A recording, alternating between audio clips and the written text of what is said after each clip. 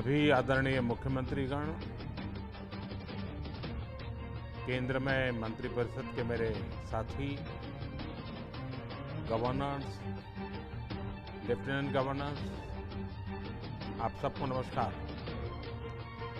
Unlock 1 को 2 सप्ताह हो रहे हैं। इस दौरान जो अनुभव आए हैं, उसकी समीक्षा, उन पर चर्चा हमें आगे के लिए बहुत उपयोगी हो सकती है। आज की इस चर्चा में मुझे भी आपसे काफी कुछ जानने का अवसर मिलेगा। ग्राउंड रियलिटी क्या है उसको समझने का अवसर मिलेगा। आज की चर्चा के निकले पॉइंट्स, आपके सुझाव देश को आगे की रणनीति बनाने में अवश्य मदद करेंगे। साथियों, किसी भी संकट से निपटने के लिए टाइमिंग का बहुत महत्व होता है। सही समय पर लिए गए फैसलों ने देश में कोरोना संक्रमण को नियंत्रित करने में बहुत मदद की है। भविष्य में जब कभी भारत की कोरोना के खिलाफ लड़ाई का अध्ययन होगा, तो ये दौर इसलिए भी याद किया जाएगा कि कैसे इस दौरान हमने साथ मिलकर के काम किया, कोऑपरेटिव फेडरलिज्म का सर्वोत्तम उदाहरण प्रस्तुत किया। साथियों, जब कोरोना दुनिया के अनेक देशों में चर्चा का विषय भी नहीं बना था, तब भारत ने इससे निपटने के लिए तैयारियां शुरू कर दी थी, फैसले लेने शुरू कर दिए थे। हमने एक एक भारतीय की जिंदगी को बचाने के लिए दिन रात मेहनत की। बीते हफ्तों में हजारों की संख्या में हमारे भारतीय भाई बहन विदेश से अपने वतन वापस लौटे। बीते हफ्तों में लाखों की संख्या में प्रवासी श्रमिक अपने अपने गांव पहुंचे। रेल, रोड, एयर, सी सारे मार्ग करीब करीब अब खुल चुके हैं। लेकिन इसके बावजूद, हमारी इतनी जनसंख्या होने के बावजूद भारत में कोरोना संक्रमण उस जैसा विनाशकारी प्रभाव नहीं दिखा पाया जो दुनिया के और देशों में कोरोना ने आफत पैदा की। दुनिया के बड़े बड़े एक्सपर्ट्स, हेल्थ के जानकार, लॉकडाउन और भारत के लोगों द्वारा दिखाए गए अनुशासन की आज भारी चर्चा हो रही है। आज भारत में रिकवरी रेट 50% से ऊपर चला गया है। आज भारत दुनिया के उन देशों में अग्रणी है जहां कोरोना संक्रमित मरीजों का जीवन बच रहा है। कोरोना से किसी की भी मृत्यु दुखद है। हमारे लिए किसी एक भारतीय की भी मृत्यु असहज करने देने वाली है। लेकिन ये भी सच है कि आज भारत दुनिया के उन देशों में है जहां कोरोना की वजह से सबसे कम मृत्यु हो रही है।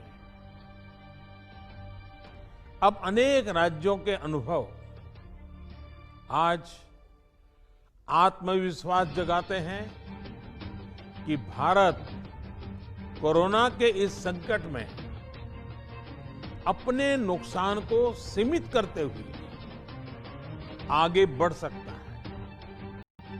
अपनी अर्थव्यवस्था को तेजी से संभाल सकता है।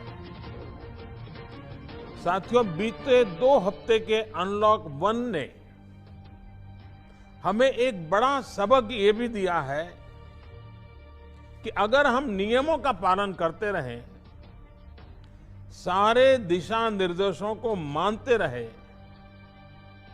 तो कोरोना संकट से भारत को कम से कम नुकसान होगा। इसलिए मास्क या फेस कवर, उस पर बहुत ज्यादा जोर देना अनिवार्य है, आवश्यक है। बिना मास्क या फेस कवर के घर से बाहर निकलने की अभी कल्पना करना भी सही नहीं है। ये जितना खुद उस व्यक्ति के लिए खतरनाक है, उतना ही उसके आसपास के लोगों के लिए भी। इसलिए 2 गज की दूरी का हमारा मंत्र हो, दिन में कई बार 20-20 सेकंड के लिए साबुन से हाथ धोने की बात हो, सैनिटाइजर का इस्तेमाल हो, ये सभी बहुत गंभीरता से किए जाने चाहिए। खुद की सुरक्षा के लिए, परिवार की सुरक्षा के लिए, विशेषकर घर के बच्चों और बुजुर्गों की सुरक्षा के लिए ये बहुत जरूरी है। अब तक लगभग सारे ऑफिसेस खुल चुके हैं। प्राइवेट सेक्टर में भी लोग ऑफिस जाने लगे हैं। बाजारों में, सड़कों पर भीड़ बढ़ने लगी है। तो ये सारे उपाय ही कोरोना को तेजी से फैलने से रोकने में मददगार होंगे। थोड़ी सी भी लापरवाही, थोड़ी सी भी ढिलाई, अनुशासन में कमी कोरोना के खिलाफ हम सभी की लड़ाई को कमजोर करेगा और इतने दिनों की जो तपस्या है उस पर पानी फिर जाएगा। हमें इस बात का हमेशा ध्यान रखना है कि हम कोरोना को जितना रोक पाएंगे, उसका बढ़ना जितना रोक पाएंगे, उतना ही हमारी अर्थव्यवस्था खुलेगी, हमारे दफ्तर खुलेंगे, मार्केट खुलेंगे, ट्रांसपोर्ट के साधन खुलेंगे और उतने ही रोजगार के नए अवसर भी बनेंगे। साथियों, आने वाले दिनों में अलग अलग राज्यों में इकोनॉमिक एक्टिविटी का जिस तरह विस्तार होगा, उससे मिले अनुभव दूसरे राज्यों को भी बहुत लाभ पहुंचाएंगे। बीते कुछ हफ्तों के प्रयासों से हमारी अर्थव्यवस्था में ग्रीन शूट्स दिखने लगे हैं। पावर कंजम्पशन जो पहले घटता जा रहा था, वो अब बढ़ना शुरू हुआ है। इस साल मई में फर्टिलाइजर की सेल बीते साल मई की अपेक्षा 2 गुनी हुई है। इस बार खरीफ की बुआई बीते साल की अपेक्षा करीब 12-13% ज्यादा हुई है। 2 व्हीलर्स का प्रोडक्शन लॉकडाउन से पहले के स्तर का करीब करीब 70% तक पहुंच चुका है। रिटेल में डिजिटल पेमेंट भी लॉकडाउन से पहले की स्थिति में पहुंच चुका है। इतना ही नहीं, मई में टोल कलेक्शन में बढ़ोतरी होना इकोनॉमिक एक्टिविटी में वृद्धि को दिखाता है। लगातार 3 महीने तक एक्सपोर्ट में कमी के बाद जून में एक्सपोर्ट फिर से बाउंस बैक करके पिछले साल के प्री कोविड पीरियड में पहुंच गया है।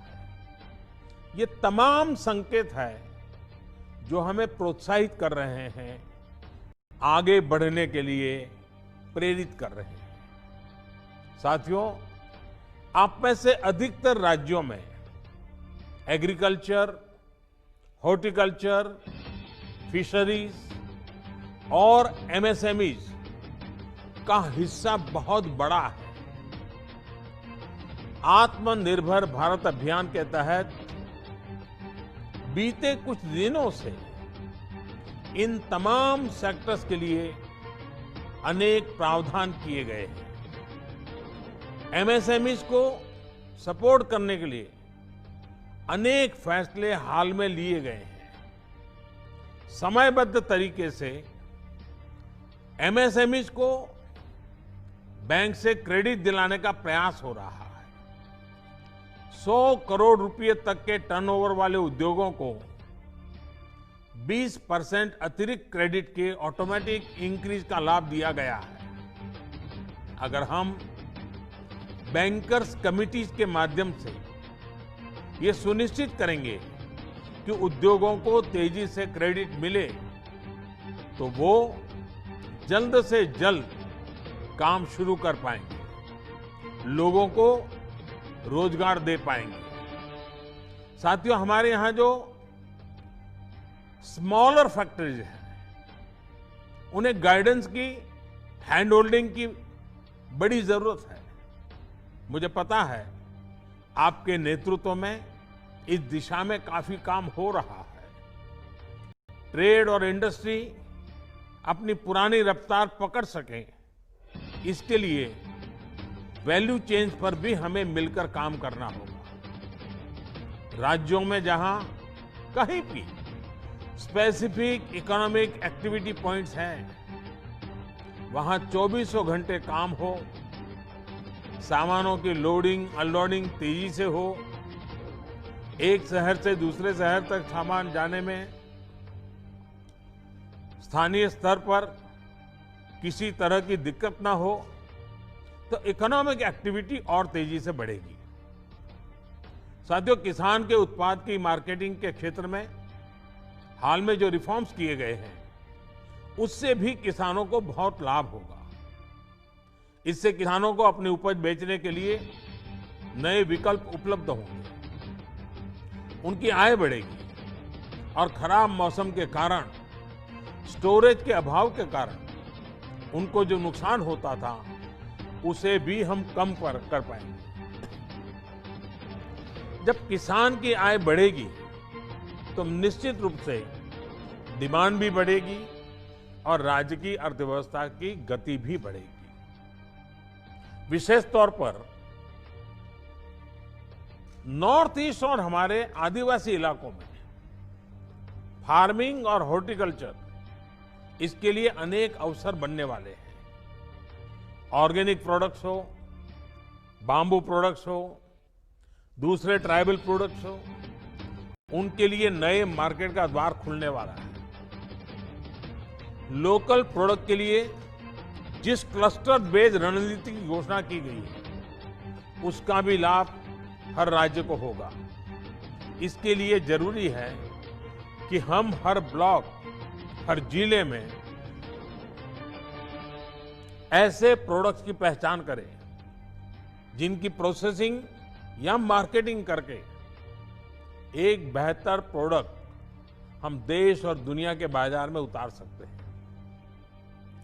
साथियों, बीते दिनों आत्मनिर्भर भारत अभियान के तहत जितनी भी घोषणाएं की गई हैं, वो एक निश्चित समय सीमा के भीतर जमीन पर उतरे, इसके लिए हमें एकजुट होकर काम करना है। इस पृष्ठभूमि में कोरोना से लड़ाई और इकोनॉमिक एक्टिविटी से जुड़े आपके जो सुझाव हैं, जो तैयारियां हैं, वो जानने के लिए मैं बहुत उत्सुक हूं और मुझे पक्का विश्वास है कि अनुभव के आधार पर आपकी जो बातें आएगी, वो आने वाले रणनीति बनाने में बहुत काम आएगी। मैं गृह मंत्री जी से आग्रह करता हूं कि वे आगे की चर्चा का संचालन करें।